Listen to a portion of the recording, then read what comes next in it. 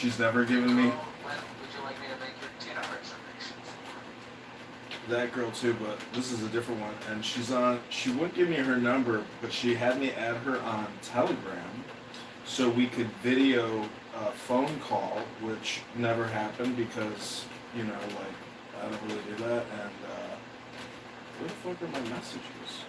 Oh, wrong phone. And, then so I just sent her a video of me, like, saying, hey, what's up, Kay? Blah, blah, blah. And then she writes me back. She says, sorry about the bad communication. Mom was in the hospital. Was doing 12s. She was in there for like 4 or 5 days, and all of my focus pretty much went to that when I was not running around at work. I'm going to Chicago today still. Question. The shirt you were wearing in the video you sent me, was there a special reason you were wearing that shirt? Or is that a normal shirt for you? This is like my crazy art shirt. I wrote, lol. No, it's a funny t-shirt I bought on eBay. It's art. So it's like, I've never talked to this bitch on the phone. We've scheduled no dinner reservation. Is that a normal shirt for you? Is that like what you think of as a normal shirt? Because that's what you think of as a normal shirt.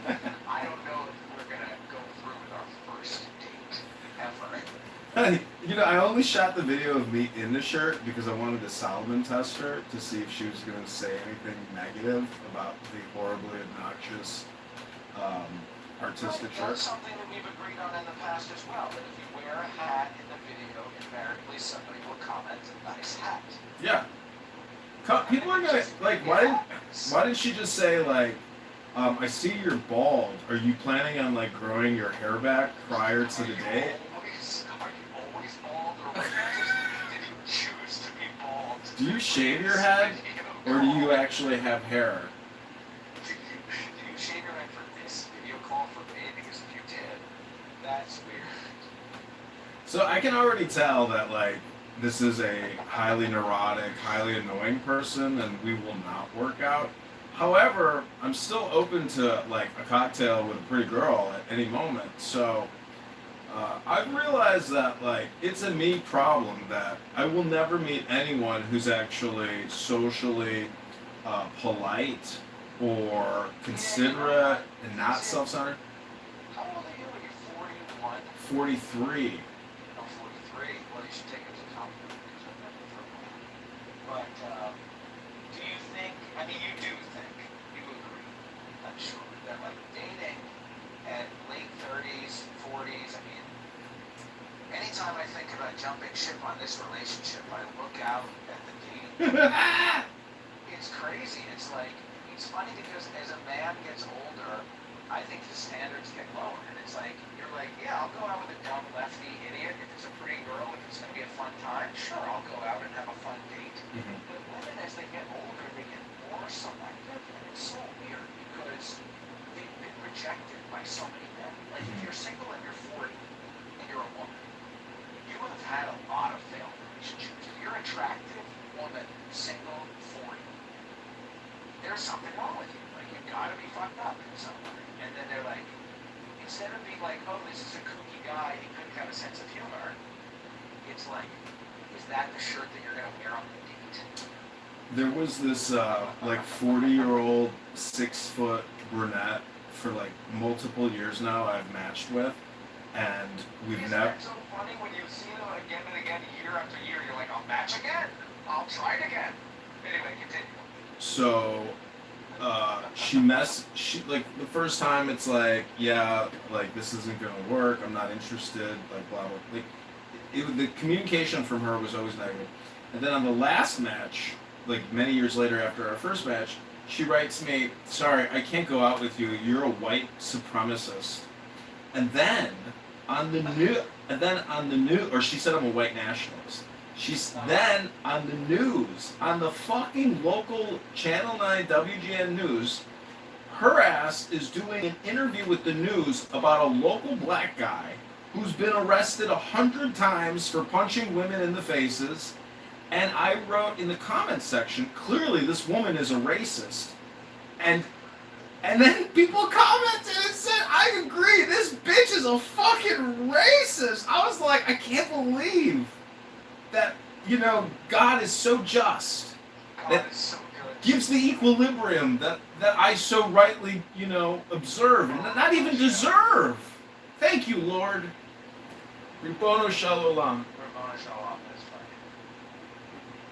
It's funny because, like, if you're matching with John Kitover for 6 years straight, Mm-hmm. time after time, clearly you're not getting married.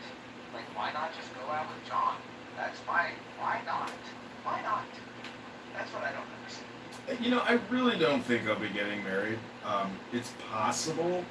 Like, it just, I can tell that based on the way that people use their cell phones, that 90% of people now cannot actually be in a long-term, committed, responsible relationship dedicated to raising children, let alone taking care of their opposite partner, because they are in a relationship with their cell phone.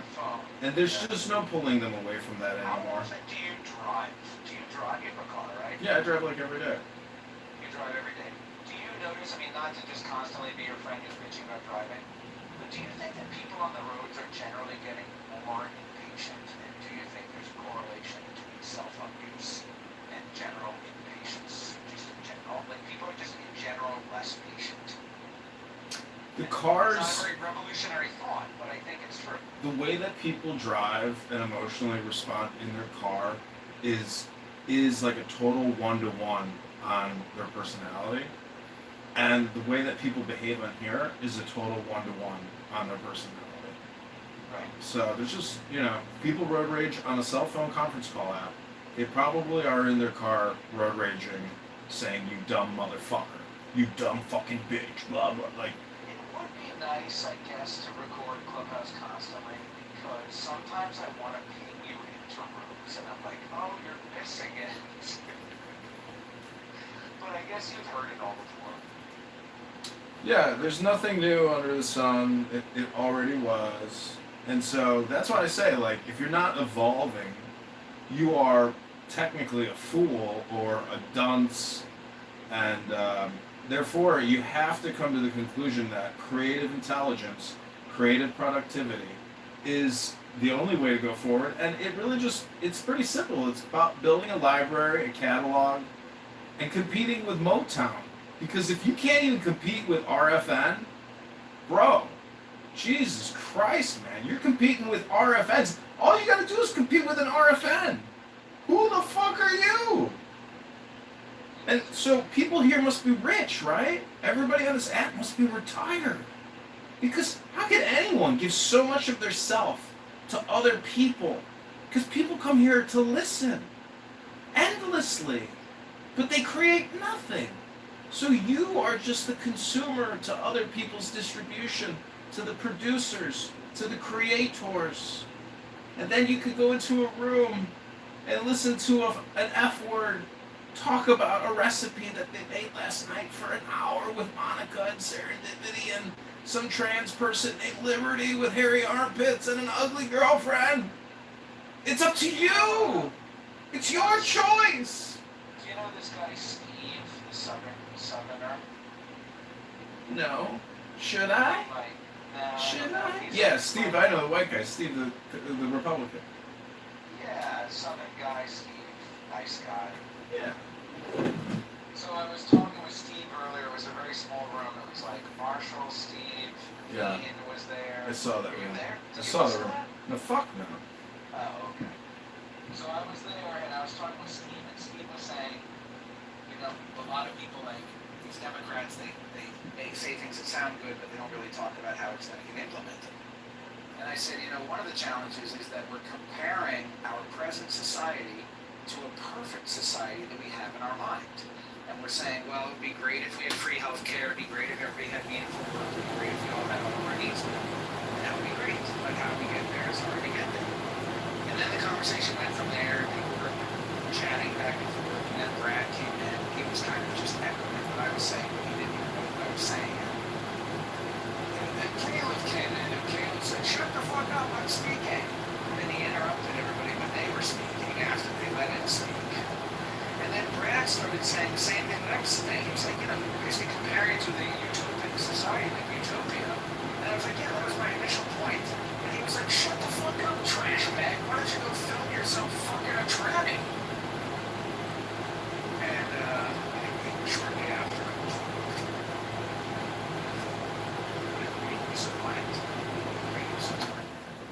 Yeah, I gotta say, for Caleb being a rabbi, he sure doesn't have, I guess, what you would call like seminary or pulpit, you know, like he. Papal manner, bedside manner. Yeah, I mean, seriously, for a rabbi, like he's highly agitated, um, and I've criticized him before. I'm just like, you know, I think I was in a room with him and I was like, just criticizing him on how angry he gets, because like I've heard other rabbis say, if you see Jews or rabbis that are Orthodox and they're angry and they're screaming, like they're not Orthodox. They're not. They're not sages. So I'm just like wondering, like, what is wrong with Caleb? You know, like I know he just wants to be himself, but it's like, dude, I mean, you're pretty smart. Like, I hope you don't think that coming on here and screaming and getting your points or something are gonna like. It's like, dude, did you miss the personal development bus? Hello? Yeah. I mean, it's the Tanya. It's like, if you really believe, and I think you really do believe this, and this is part of what I like about you, but if you really believe that, like, we're all a drop in the ocean, we're all a blade of grass, we're all a grain of sand, but, you know, you're still gonna, like, I saw one time you made a video about parking, your car got towed away or something, and you were, like, bitching about things, like, even though we're a grain of sand, even though the world is big and vast, you're still gonna try to read books every day, you're still gonna try to improve yourself every day. And if you don't, and because of that, you have to meet people with kindness, you have to be the Benoni, you have to, all the things we've read in the Tanya. And if you're not doing that, then you've become black-pilled, and you've given up, and you're not the Benoni anymore. And it's like, if you're on, I mean, I've done this too, I've yelled at people, shut the fuck up, but it's very embarrassing, and I'm never proud of it afterwards. I never think like, oh, I conducted myself really with a lot of maturity and tact. That's never the case.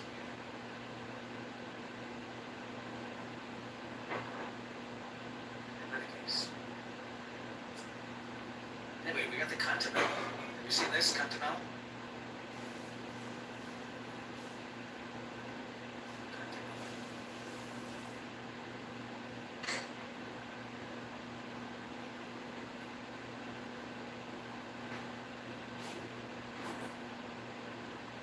Did you see my video? It's got 300,000 views. It's got 35,000 likes. That's a lot.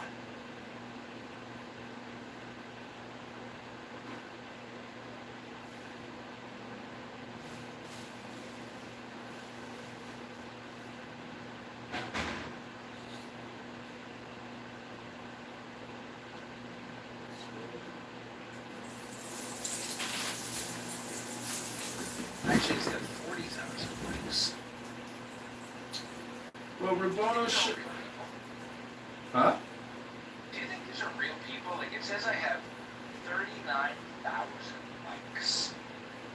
There's a lot of, Is that true? probably at least 20% or even 80% of it is like bots. It's like, 20 to 80. yeah, I mean, who knows? 20 and 80. If you don't have any comments, like how many comments are there? How many comments? I can tell you there are 528. Yeah, that seems to be pretty good.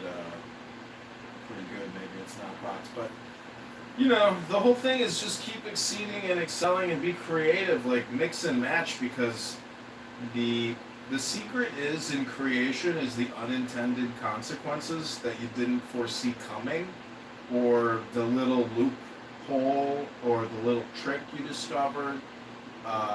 Just the random way of creating creates all kinds of exciting surprises.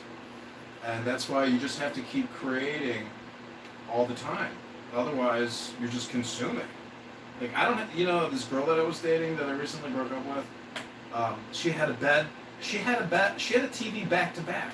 A TV in the living room wall and a TV on the bedroom wall. And I'm just like, how much fucking TV do you need, fat ass? Like, you're fucking... No, she wasn't fat. Like, she was like, I'm just like, Getting there. what the fuck? How much fucking TV do you need? Like, you can't live your your whole life with a fucking television. You can't live your life with a television. Plus, you're on your fucking cell phone 24/7. So it's like, man, I mean, a meditator, a yoga person, a book reader, an artist, somebody who doesn't consume like a fucking prostitute, whore, street trash bag, just filling yourself with garbage. The metaphor is you are a cup. What do you put in your cup? That's who you are. So if you come to Clubhouse and you listen to fat ass Monica or fat ass Bima or fucking faggot retard N-word this guy or that fake lawyer here or this stupid fucking faggot lawyer judge on this stupid fucking faggot room, that's who you are. That's your cup. You put faggot retard N-words in your cup every day. What'd you have for breakfast? Oh, I had a glass of Brad. Brad for 1 hour was talking about Medicare, Medicaid.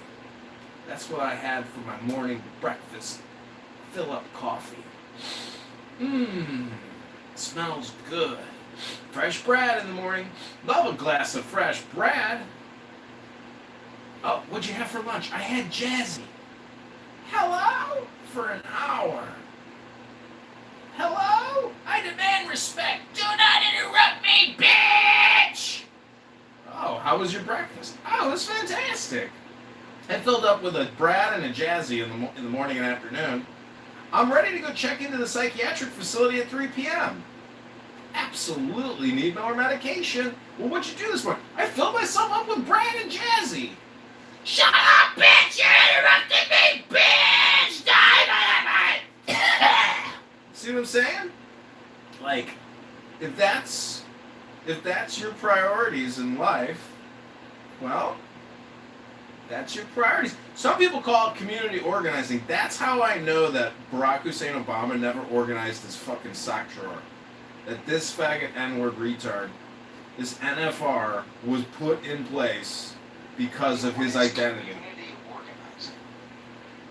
That's the point. It's just a fucking nothing tag to say that because of his racial identity, he was empowered by the powers that be to dupe America into thinking that everything was going to be okay because of hope and change. Fucking NFR expanded the war and dropped a bomb every 8 seconds. Hello? Hello?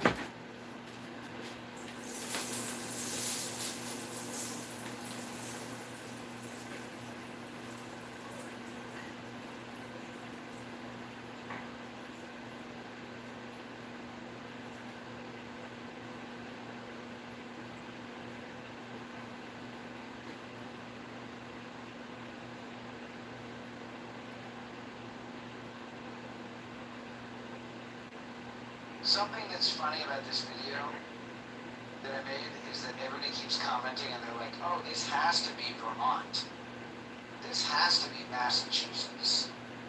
Or they'll be like, this looks just like my neighborhood in Michigan. And it tells me that people are fed up with dumb lefties all over the country. And I guess it's not good because Trump is, I don't know, you're probably very soured on Trump. I guess Trump is not really living up to his promises either. Does anybody? Come on. Yeah. Fucking Trump is one guy who has his own patterns, his own style, his own interests and likes, and he's like a 1945 person. It's like my dad in the White House, dude. Like, right.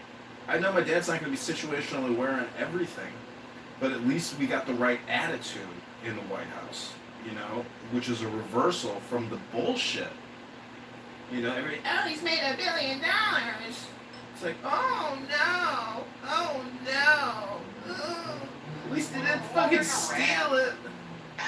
The war in Iran is weird, isn't it? But maybe they're trying to disarm the Muslims and they're trying to make it so we're trying to end Islam or something. I mean, sometimes I think it probably is all just about the fucking oil, It's just like, we gotta secure this oil, we gotta secure that oil, and eventually we're gonna have control over all the oil, and then we're gonna really be in control of the world. I guess that makes sense. I think it's also like a legacy thing where Trump has always had an interest in Iran, and so this was like destined to happen. But look at Lindsey Graham, KIA, KIA. He paid the ultimate price, and before he died, he's like, I can't die now. I gotta free Iran. Do you think that Lindsey Graham was like, you don't think he died natural? No, dude, that guy he got killed. Did you hear something? I only heard this on Clubhouse, but I heard somebody talking about how Lindsey Graham had sex with a transgender reporter. Yeah, there was like a tranny that came out and said that Lindsey was his regular. And then I talked to my mom about that, who's usually like a conspiracy theorist, and she got angry at me. She was like, don't say that about Lindsey Graham. Lindsey Graham was a good man. Lindsey Graham died peacefully. I would very much say that he was not a good man, but that motherfucker could win, couldn't he? That motherfucker knew how to win. There was a photo of him with the Shah of Iran and all these other Iranians at this big mansion, and then he deleted the image or something, but I screenshotted it. So Lindsey Graham is instrumental in the United States taking action against Iran. Instrumental. I mean, Lindsey Graham was probably like on the phone saying, go ahead, commence the strike. Hit him again, Daniel. What do you think about the scientists being killed? Have you heard about this? In Iran? No, like around the world. I heard Eric Weinstein talking about this, about how some number of, like, he only said it was only like 6 or 7, but maybe that's enough for a pattern. I don't know if you remember this guy. His name was like Lulo Norino or something. He was at Brown University. He got killed near Brown University or something. No. Anyway, the conspiracy theory is that they're killing scientists who are coming up with cool science, and they're killing them because cool science would be like freeing us. Don't kill me, bro! I'm a cool scientist! Why are you doing this? Because you're a cool scientist. No! I was cool. Well, when you put it like that, it doesn't sound as good. Who are you? I'm an assassin. But why? Because you're cool. No! I was cool! For a minute till you killed me. So a lot came out about Dr. Fauci today. Some emails. I didn't hear about anything about it. There's so much. Dude, they're saying he's a malignant narcissist, and that he was having panic attacks. So he started going on this like psychiatric medication that can make you manic. So the reason why COVID-19 and the response was so drastic is because Dr. Fauci is a malignant narcissist who was on a manic episode. Spazzing out on his bed. Dude, I mean... Oh my god, what the fuck? And it was more than that. He was putting things in emails like destroy after reading. He was passing out bonuses to employees who were like loyal communicators, and just so much shit came out about him today. There's this woman named Mary Bowden, MD, a doctor, who is like suing the California Board of Doctors or whatever, medical, like the AMA or whatever, and she endorsed me for Congress because I signed her petition to pull the COVID-19 vaccines from the marketplace, and Moderna now has a cancer vaccine, which has never gone through the clinical trials, apparently, and it got approved. So it's like, dude, talk about snake oil salesmen, like in the Wild Wild West in the 1850s, selling fucking, moonshine as cure-all shit. I mean, dude, like, anyways, there was also this federal employee who helped cover things up with Fauci. She now works at Pfizer, makes like $1 million a year. Many other CDC employees moved over to Pfizer. So if you think you can trust an international biopharmaceutical corporation that sponsors the Women's Tennis Association. I was at the gym. I'm working out on a treadmill, and I see an advertisement, a cartoon of this cool guy in a sports car being chased by the police or something in Italy. Yeah. And he gets out of his sports car and jumps into a sport motorboat and pops a pill called, like, Trulia because he doesn't want to get seasickness. The side effects of this anti-seasickness medication is lethargy or fatigue, upset stomach, and mild headache. And I'm like, man, you know what? Maybe I get motion sickness and I need to start taking this medication before I get motion sickness. So I'm just saying that, like, we live in a world where you get 2.5 billion seconds. And Pfizer, Moderna, J&J wants to capture part of your 2.5 billion second experience by getting your government to spend an additional $50,000 for your well-being. Hello? Hello? I did find what you were talking about with the Fauci diary, but it was hard to find. Yeah. And it's funny, it was not easy to find. Well, I hope they arrest that motherfucker. I hope they put him on a firing squad and blow his fucking brains out, personally. Hello? Is that medical misinformation? Is it my medical diagnosis that we should capitally execute the worst mass genocider in human history? I mean, if ZA is a genocide, well, isn't Dr. Fauci a genocide? Hello? Yeah, hell yeah, no, man, that's crazy. What a wild world. Oh, we got a map. The last chick that I was dating, she's like, did you take the vaccine? I'm like, no. She goes, I didn't take it either. And then she ripped her vape pen. And I was like, oh wow, you're really interested in health. I can tell. You're a health freak. Then she had a glass of vodka and ripped her vape pen. Matt, welcome to the John Kitover Band Music Magic Room. Thank you for having me. Are you opposed to vodka and vape pen? Yeah, dude. This chick is like gonna become a PA, a physician's assistant. I'm like, shouldn't you be kind of like health obsessed since you want to help sick people with their health? I'm pretty sure your vape pen and vodka habit of always having a Trader Joe's vodka bottle with you could be, not complimentary to your future career. I agree.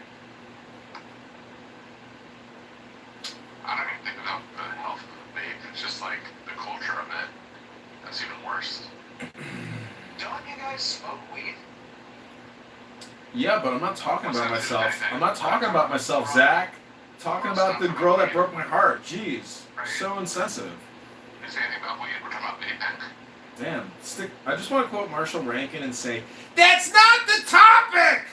Stick to the topic! You know what he said to me earlier? He said, trash bag, you're not being helpful. You're not being helpful. You're not being helpful. He is so annoying. Oh my gosh. I'd rather my doctor smoke weed than use a vape pen. Matt, you're not being helpful. Matt Rabono Show alum